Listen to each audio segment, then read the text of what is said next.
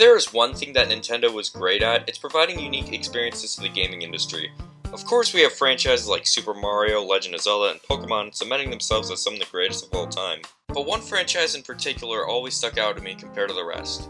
Pikmin.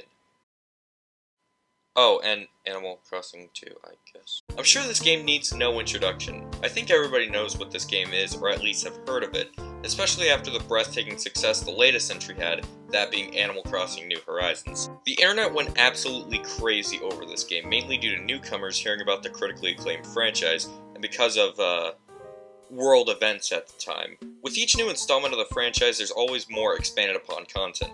However, one game I repeatedly find myself coming back to all the time is Animal Crossing Population Growing, or better known as Animal Crossing GCN. Actually, this game first came out on the Nintendo 64, known as Dobutsu no Mori, translating to Animal Forest, released in 2001.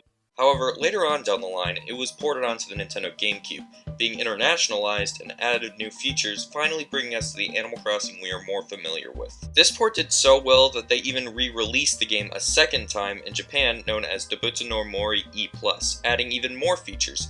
However, was this all worth it? Is the game good? No. This game isn't good. It's freaking great! I absolutely adore this game. It has so much character packed into it, especially compared to later entries in the franchise. This one is definitely my favorite one. For those of you who don't know the AC formula, you're a human moving into a new town made up of anthropomorphic animals, and in this game's case, you get there via train. During the train ride, this nosy little cat named Rover comes up to you and asks you a bunch of random questions, but it's not trivial, for these questions will literally assign what face you get. After that, you arrive to your brand new village. You are introduced to Tom Nook, a character everybody seems to hate due to being rich or something. But honestly, this dude's pretty awesome. I mean, he lets you pay off your house whenever the hell you feel like it, and each time you do, he expands your house for you. And when you pay off all your loans, he erects a golden statue of you. What a sweet guy. Anyways, he laughs at you because of how poor you are, but gives you the house anyway. Then he sets you up with some chores to familiarize yourself with the neighborhood. By the way, these chores are the worst part of Animal Crossing, but once they're done, you don't need to think about them anymore. After that's done, you're free to do whatever you want. You can run some errands for villagers, decorate your house, catch bugs or fish, dig up some fossils, it's really up to you. One of Animal Crossing's staple features are the time and seasons. If you're playing during 8 AM, it's obviously going to be different than 8 PM. If you're playing during winter, snow will be on the ground compared to summer where there should be no snow. Yeah, if there is snow, you should probably call the doctor or something. I don't know what's up with that. Worth noting too is that during the seasons or specific hours of the day, new fish and bugs are out, which is exactly why manipulating the game by changing the date and time is something a lot of people like to do. Personally, I wouldn't do this, but to each their own, and we shouldn't judge people based on their decisions in a video game. This sounds like common sense, but trust me, there's been actual arguments regarding this. It's kind of sad. Of course, there's not as much to do compared to the later ones, but honestly, I'm still happy with all this content. It honestly feels ahead of its time. But anyway, buildings exist, and this game sure does have them. First of all, there's the shop, owned by previously mentioned Tom Nook. It starts off with this little piss shack, but later on it grows into a Dollar General, then a local supermarket, and finally mall. The Able sisters have two things worth noting. A, you can make custom designs for clothes, signs, flags, etc., and B, talking to Sable every day and learning about her rough upbringing. One of these things is clearly more important than the other, and if you don't think it's Sable, you're objectively wrong. The museum is where you go to donate bugs, fish, art, and fossils. One thing about the fossils is that there are two stages for them. The unanalyzed one, where the item is just fossil, and the analyzed one, where it can be anything from a T-Rex skull to crystallized droppings. In order to get the fossil analyzed in this one, you'll have to send it to a faraway museum via post office. Then they'll send it back to you the next day, which is kind of annoying, but later entries made it so Blathers can analyze them himself, which is nicer, I guess. Then there's the smaller locations, like the Wishing Well, where some events take place, or just asking for general advice. Sort of. It's pretty vague on what it means whenever it says a feeling of despair overshadows this acre or whatever. Basically, it's asking you to plant flowers and such. Eventually, you'll get a town deemed as perfect, and you'll be able to meet one of the most obscure characters in this franchise, Farley. Once you meet him, he'll actually reward you with a golden axe, which cannot break compared to other axes that can. Then there's the dump, where random items come each day that you can find, and there's a police station, which is literally the same thing. Maybe Nintendo's doing a social commentary, insinuating that the police... And then there's the post office, where you can mail letters and pay off your loans. There you have it. there's the tour of the neighborhood. How do I make a transition? It's not just the activities that you can partake in any time that I love, it's also the little things. For example, occasionally the mrturneh will go on vacation and task you to turn on the lighthouse every night for a week, or even one of the game's special events like the Cherry Blossom Festival or the Sports Fair, and some everyday stuff too, like getting up at 6 AM during August to attend some morning aerobics, or villagers setting up treasure hunts on the bulletin board, or some characters coming over, like Gulliver, who's washed up on the beach and thanks you for saving his life. Or Gracie the Giraffe coming over to make you wash your car. Crazy Red selling some rare furniture and paintings. I can go on. Something else worth noting too is that you can literally play NES games in this game.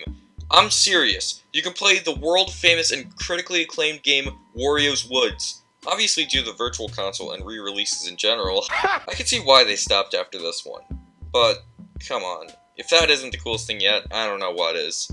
Also, you have a journal where you can write monthly entries. One of the things that makes this game really special are the villagers. While you do have more of a say in things in New Leaf and New Horizons, the villagers you get are completely randomized. I remember my jaw dropping to the floor when I learned that the famous cat villager, Bob, was a resident. Everyone has their favorites, like mine are Hopper, Biscuit, Roscoe, and Scoot. I had oh my god, Scoot!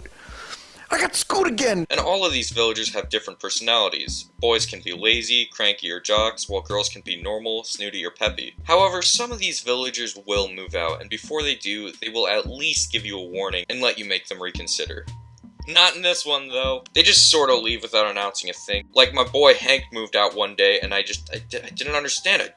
I thought we were friends. But one of my favorite things about these guys is that they are absolute dicks. For example, Bob decided to fat shame me once, which kind of hit hard because Frigga took half of my frickin' money, and while I hated her at the time, we're on good terms. But yeah, they'll call you an idiot, they'll call you a moron, they'll call you anything as long as it hurts your paper skin feelings. And I love it! They're just way too nice in the recent ones. Like, come on, I want some flavor. I want some rudeness. Another thing about these villagers is that you can ask them for random favors anytime you want. Also, I just adore this soundtrack. It's nothing but a bunch of funk-riddled tunes, yo! And the aesthetic of this game is something I love as well. Ever since Wild World, Animal Crossing has had a cylindrical-based world, but in this game it has another system, which I guess is called the Acre System. Similar to the first Legend of Zelda, you're in a square, and once you exit the square, the camera will move to the next square. Each acre feels like it has its own uniqueness. It's like everything you go in, there's something new to discover. The placement of the camera is also more top-down, but on a slight angle upwards. You still can't see the sky, but whatever. This game in particular feels more like a dense forest than the newer ones, and something about it I just can't help but love. I know I use the term I love a lot in this video, but that's just because I do. I love this game. Now, does that make it perfect? Of course it doesn't. There's no such thing as a perfect game. For example, the lack of storage makes it a bit discouraging to collect items. Of course, you can always use the extra house on the island. Oh yeah, I haven't explained the island yet! With the power of a Game Boy Advance and a link cable, you can visit a fun little island with one exclusive villager and a second house, where I guess you can store some stuff if you like there. And another thing I dislike is that sometimes villagers just want to paint the roof of your house a new color for no reason. Like, I just want my house color to be blue, please. I don't want it to be pink, because that's a freaking girl's color! But these are honestly just little things that don't ruin the whole experience. I can understand why one would say New Horizons is their favorite. It has so much new content, and so does the rest of the games from this point on. While I do love the new style of game, I'm sorry. This one just has such a special and unique tone to it that will never be replicated in any other Animal Crossing game. I love this style. I love its life. I love its personality. Of course, I do have to give some praise to New Horizons, and give credit where credit is due. It genuinely feels like an evolution within the franchise, and with the exception of City Folk, all of them have. But the original, it just doesn't get better than this. With how great this game is, I can't really describe it without sheer positivity. Obviously, like other games, it's not for everyone. If you think this game looks really boring, I can sort of understand. But for me, it's a relaxing, enjoyable, rich and immersive experience. And that's why I would consider this one of my favorite games of all time, and one of my favorite franchises of all time.